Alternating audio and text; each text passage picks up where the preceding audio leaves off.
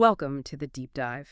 Today we are cracking open a philosophy that really seems to push back against a lot of modern parenting trends, especially for high achievers. We're diving into something called the detached parent method. It's developed by a family strategist known as TK. Our mission today, we want to distill the core ideas, the philosophy, the neuroscience they claim it's based on, and the practical framework, the DETACH method. It's all about transforming the household, but maybe not how you'd expect. It's focused on rewiring the parent, not controlling the kids. Right. And we absolutely have to start with the premise because it really sets the stage. It's quite radical. This isn't your typical parenting advice book you pick up at the store. It's framed as like deep internal work, rewiring yourself. The main promise is pretty profound. Achieve peace in yourself first, and that's how you create peace in your household. It's a foundational stuff. Yeah, and what struck me immediately is how it's positioned. It completely rejects the usual parenting advice market. They call it family strategy. It's put alongside things like elite advisors, wealth managers, performance consultants, that kind of level. Exactly. They're specifically targeting, high-achieving executives, entrepreneurs, people who demand excellence everywhere else in their lives, business, fitness, finances. But then they find home life is, well, chaotic. Yeah. And they won't accept that dysfunction. And the price tag reflects that exclusivity, right? Oh, absolutely. Right. Private engagements, we're talking $8,000 up to $100,000. Yeah. It's a serious investment. They're essentially selling guaranteed transformation, operational efficiency for the home to people who feel like they're just winging it in that one area. Wow. Okay, so that level of investment definitely signals that this isn't about quick tips for tantrums. It's about optimization, control, high performance applied to family life. So let's get into the philosophy itself, the tone, the brand voice. It's very direct, a bit snarky even. No nonsense. Completely unapologetic. Yeah, snarky is a good word. They call out what they see as insane conventional wisdom. Like what's an example of insane wisdom they challenge? Well, like the idea that you should negotiate with a screaming 4-year-old as if they're a, hostile board member. The method argues that trying to reason with someone whose nervous system is completely offline is just pointless and exhausting for the parent. Okay, I have definitely been guilty of trying to lay out a logical 3-point argument to my kid who is, basically running on pure adrenaline. It never works. Never. And that leads right into their core paradox, strategic detachment. Which sounds counterintuitive, right? Detachment. But it's about leadership. Doing less strategically is actually the hardest but most powerful approach. How do they define detachment then? It's not just being cold or ignoring your kids? No, not at all. They define it as authority without anxiety. Yeah. It's the school of staying steady inside yourself, being the anchor, even when your child is caught in an emotional storm. An anchor. I like that visual. And this anchor idea is tied into the science. Heavily. This is where it departs from traditional psychology or behaviorism. It's really grounded in neuroscience. And the main mechanism is? Mirror neurons. Yeah. And this related idea of energy contagion. Energy contagion. Explain that a bit. Basically, kids, especially young ones, are biologically wired to sync up with their main caregiver. They literally mirror the parent's emotions, their posture, their energy level. So if a parent walks into a tense situation feeling anxious or frustrated or rushed, the child's nervous system picks that up instantly and usually escalates. So your dysregulation becomes their dysregulation. Exactly. It's a feedback loop. Which brings us to this concept of the head regulator. The head regulator. Okay, what's that? Every home has one person whose nervous system kind of sets the emotional temperature. They're the anchor for the whole family system. And the parent needs to be that person. And ideally, yes. The parent needs to consciously claim that role through their own self-regulation. Because if they don't, if there's an emotional vacuum, often a child will unconsciously try to step into that role. Oh, wow. And a child isn't equipped for that. Not even close. Their prefrontal cortex isn't developed enough, so you get chaos. The head regulator leads by being steady, not by reacting. So self-regulation is everything. How do they teach parents to actually track this in the moment, when things are heated? They use a tool called the traffic light system.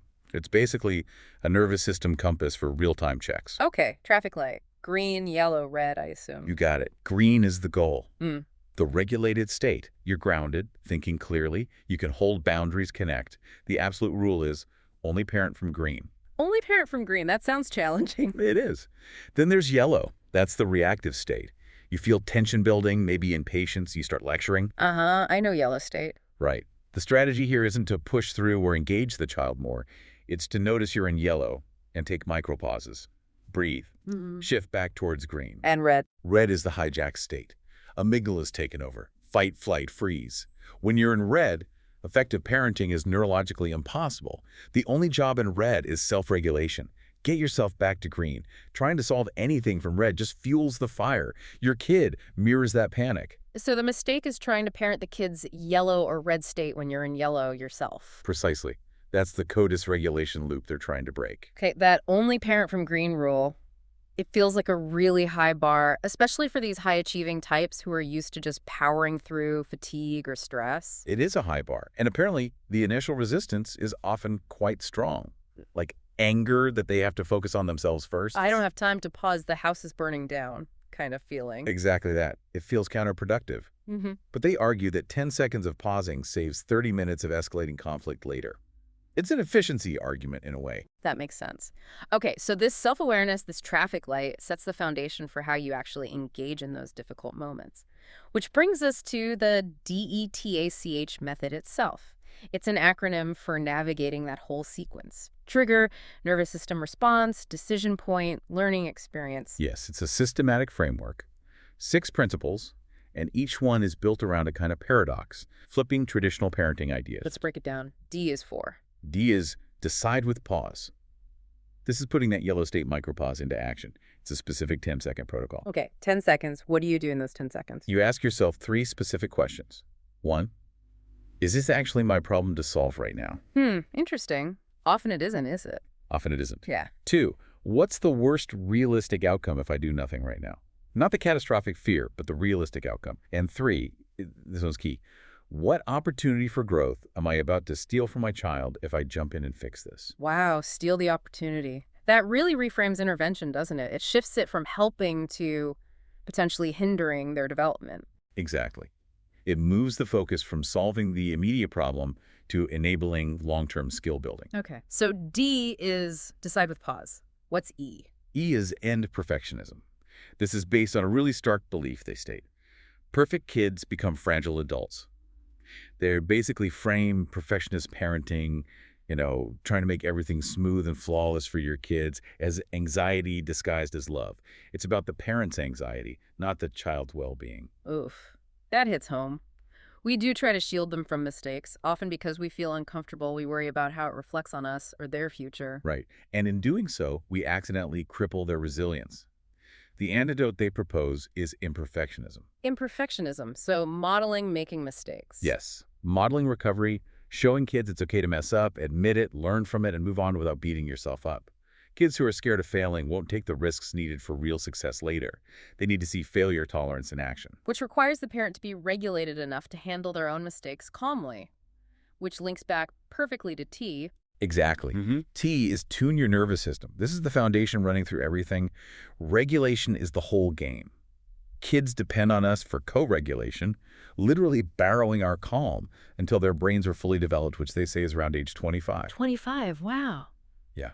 So your breath, is it shallow and fast or slow and deep? Your tone of voice defensive or grounded? Your posture? Are you towering over them or getting down to their level? These nonverbal signals go straight into the child's brain. They influence behavior way more than lectures or rules. That's that authority without anxiety again. It comes from your internal state, not your volume. Precisely. Okay, moving on to A. Allow the struggle. Allow the struggle. This sounds like the core of detachment in action. It is. They call struggle the gym where capability is built. It's the operational side of letting go. And this connects to the capability paradox. Right? Yes. The paradox is the less you carry for them, the more capable they become. It feels wrong, counterintuitive to our helping instincts. So how do you actually do that? Let them struggle without feeling like a neglectful parent. You shift your focus from stopping the short-term discomfort to enabling the long-term lesson. This includes allowing for what they dramatically call spectacular failure. Spectacular failure? Like what? Think, letting your kid forget their homework and face the consequences at school. Or missing the field trip because they didn't get the permission slip signed, even after reminders. Instead of swooping in to rescue them, you let them experience the full, unedited consequence. They argue this creates a flashbulb memory, a really strong emotional imprint that leads to genuine learning. Way more effective than nagging. So no racing back to school with the forgotten lunch. You let them feel it, and then what? Just watch them suffer. Not quite. You're present, you validate their feeling. That's affect labeling, just naming the emotion like, wow, you seem really disappointed, or that sounds frustrating, but you don't fix the problem for them. Less fixing, more noticing and supporting through the feeling. Okay. Less fixing, more noticing. I like that. Next is C. C is create boundaries, which ties directly back to T, tuning your nervous system. This is all about protecting the parent's energy. Because the parent's energy is the resource that fuels the whole family. Exactly. They talk about mental, physical, and emotional boundaries. This is tough for high achievers, who are often praised for burnout, for always being on. Right. Pushing through exhaustion is often seen as a badge of honor. But the method argues that running on empty doesn't make you a hero parent. It makes you reactive and ineffective. Taking care of yourself, setting those boundaries, isn't selfish indulgence. It's essential leadership. You can't stay in green if your tank is empty. Makes sense. Essential leadership, not indulgence. Okay, and finally, H. H is hold the space. This means being physically and emotionally present, supportive, but not hovering. It's about conveying deep trust in their capability. Trusting they can handle it, even if it's messy. Yes, and this links to the confidence paradox. Confidence isn't something you can give your kids like a gift. It has to be earned Earned how? through completing what they call the competence cycle, which is Oh. basically try, fail, or flail a bit, learn from it, try again, repeat. Okay. Try, fail, flail, learn, repeat. Right. And if the parent constantly jumps in to rescue during the fail-flail part, they break that cycle. The child never gets that internal feedback loop, that feeling of, I struggled, but I figured it out. Their confidence stays dependent on external praise or rescue. So letting them flail a bit is actually crucial for building real earned confidence. Critically important. Hmm. Which leads us nicely into this sort of advanced application of all this. Strategic inaction. Strategic inaction. This sounds like the most radical part. Deliberately doing nothing. It is. It requires overriding that primal parent urge that screams, fix it, intervene now. It's about moving from what they call fixer mode to believer mode. Fixer mode versus believer mode. Okay. Unpack those. Fixer mode operates from an underlying assumption, often unconscious of incompetence. The belief that my kids can't handle this without me. Which leads to jumping in, solving, managing. Exactly, which ironically wires the child for incompetence and dependency. They learn that the parent is the solution, not themselves. And believer mode. Believer mode operates from the capability assumption. The deep belief that kids are naturally resourceful, wired to learn and solve problems. Strategic inaction comes from this place of trust, trusting their neurological capacity. Can you give some concrete examples of strategic inaction? Sure. Sibling fights are a classic one. Yeah. Instead of mediating or judging, the parent practicing strategic inaction might just say, sounds like you two have a problem to solve. And then step back, maybe stay nearby to ensure safety, but let them work it out. Transferring ownership of the problem. Completely. Another big one is the boredom breakthrough. Resisting the urge to constantly entertain your kids or solve their boredom. Oh, that's a hard one. The chorus of I'm bored. It is hard. Because often we feel uncomfortable with their restlessness. But the method argues boredom is where creativity and self-discovery are born. If you always provide the stimulus, they never learn to generate their own. So letting them be bored is actually productive. Yes. And then there's the Benjamin Franklin effect, which is fascinating for connection. The Benjamin Franklin effect. What's that in a parenting context? Well, you know how we usually try to connect by giving things to our kids? Gifts, help, favors. Sure. This flips it. It suggests you build connection by asking your kids for small, meaningful favors from them. Like, hey, can you help me figure out this app? Or could you be my special helper getting the table set? Why does that work? The psychology is that we tend to like people more because we've done something kind for them. Our brain justifies the effort. I helped this person family, so they must be important to me. It builds their sense of contribution and belonging. Interesting. So asking for help builds connection more than always giving help. Another paradox. Exactly. It leverages their competence.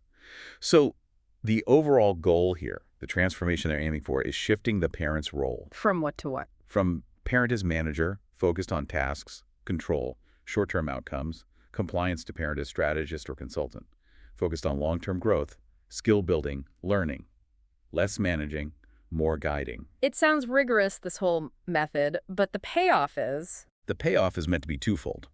First, more capable, resilient, intrinsically motivated kids. Second, what they call effortless parenting for the parent. effortless. That sounds too good to be true after hearing how hard the internal work is. Well, maybe economical is a better word. Not easy, but less exhausting. More impact with less frantic effort. The idea is that liberation comes when you stop overfunctioning, stop carrying everything. So stepping back strategically actually reduces the parent's workload and stress in the long run. That's the promise. It's about achieving trust, mastery. Trusting your child's capability and emotional regulation mastery, mastering your own nervous system. It's not cold indifference, it's providing that space to struggle safely. Okay, let's zoom out.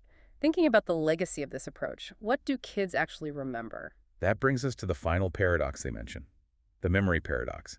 Kids likely won't remember the perfectly packed lunches, the clean playroom, or the micromanaged schedules nearly as much as we think. What will they remember then? They'll remember two key things, according to this framework. The emotional peaks, the really high highs, the big laughs, maybe even the big setbacks they successfully navigated. And the endings. The ending. Yeah, how moments closed, how conflict was resolved or not. Critically, how safe, seen, and trusted they felt in your presence, especially during hard times. That feeling of safety with you, that's the legacy. And that comes from the parent's regulated, anchored presence. That's the legacy of detachment. So that feeling of trust and safety built through the parent being the steady head regulator, that's the ultimate ROI for all this hard internal work. That seems to be the core message. It's a compelling, if challenging, vision. Especially for anyone who values optimization and effectiveness, becoming the head regulator might be the ultimate leverage point. So a final thought for everyone listening. What might change in your home and your family's dynamic if you consciously decided to claim that role of head regulator starting today? Something to really reflect on.